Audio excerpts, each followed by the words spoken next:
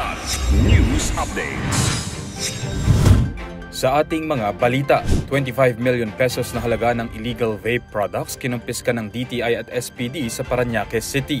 Philippine Navy naganda ng contingency measures kung makikialam ang China sa balikatan exercise. 65 million pesos na halaga ng illegal na droga sinira ng PIDEA BARM sa Sulu. Agricultural damage na idinulot ng El Nino umabot na sa 3.94 billion pesos ayon sa Task Force El Nino. Ako po si Cesar Soriano, kasama ang buong puwersa ng Kidlat News Channel para ihatid ang nangungunang mga balita sa buong kapuluan. Ngayon, aabot sa 25 milyong pisong halaga ng illegal na flavored vape products ang nasamsam ng Department of Trade and Industry o DTI Fair Trade Enforcement Bureau at PNP Southern Police District sa isang establishmento sa Baclaran, Parañaque City nitong Martes, April 23. Mahigit 400 kahon ng Flava Vape products ang kanilang nakumpiska sa isang establishmentong nagpapanggap umanong isang milk tea shop na malapit mismo sa isang elementary school. Agad namang inaresto ang mag-asawang Chinese na may-ari ng nasabing illegal na vape products. Ayon sa DTI, lumabag ang mag-asawa sa Section 9 ng Republic Act 11900 o ang Vape Law kung saan ipinagbabawal ang pagbebenta ng naturang produkto malapit sa mga eskwelahan at pagbebenta ng mismong Flava Vape products na sinuspinde ng DTI kamakailan. Naghanda ang Philippine Navy o PN ng contingency measures kung sakaling makikialam ang China sa balikatan exercises.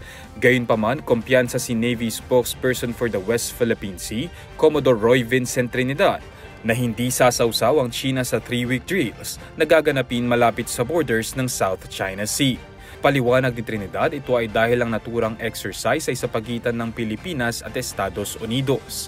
Hindi naman nilinaw ng spokesperson kung pagsasabayin ng multilateral maritime exercise sa resupply mission sa Ayungin Shoal. Gayunpaman, kanyang inaasahan na hindi magiging agresibo ang China sa Pilipinas sa gitna ng nangyayaring multilateral maritime exercise. Sinira ngayong araw ng Philippine Drug Enforcement Agency Bangsamoro Autonomous Region in Muslim Mindanao o PIDEA BARM ang aabot sa 9.6 kilograms ng iligal na droga sa Justice Hall sa Barangay Bangkal sa bayan ng Patikul, Sulu ngayong araw, April 24. Ayon kay PIDEA BARM Director Gil Cesario Castro, katumbas ito ng halaga na aabot sa 65 million pesos na nasabat ng PIDEA Sulu mula taong 2022 hanggang taong kasalukuyan. Ito'y matapos ipag-utos ng korte ang agarang pagwasak ng nasabing shabu na nakaimbak sa evidence room at binabantayan 24 oras ng mga otoridad matapos gamitin bilang ebidensya sa mga kasong may kaugnayan sa iligal na droga. Aniya, ipinapakita lamang nito ang pagiging transparent ng ahensya sa pagtugon sa mandatong iniatas sa kanila ng pamahalaan upang puksain ang iligal na drogas sa lugar. Umabot na sa 3.94 billion pesos ang halaga ng pinsalang idinulot ng El Nino phenomenon sa sektor ng agrikultura sa bansa. Ayon kay Task Force El Nino spokesperson Joey Villarama.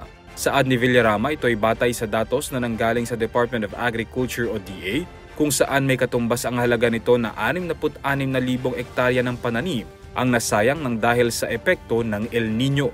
Pagbabahagi niya, ang mga apektadong pananim ay mula sa mahigit 100 syudad at bayan sa bansa. Kabilang narito ang 5 probinsya gaya ng Antique, Sultan Kudarat, Basilan, Maguindanao del Sur at ang lalawigan ng Occidental Mindoro na personal na pinuntahan ni Pangulong Ferdinand Marcos Jr. kahapon.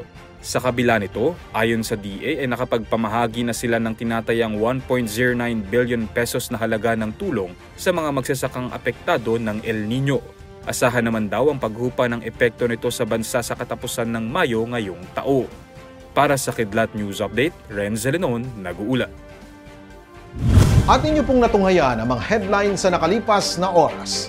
Manatiling nakatutok para sa mga susunod na updates at breaking news.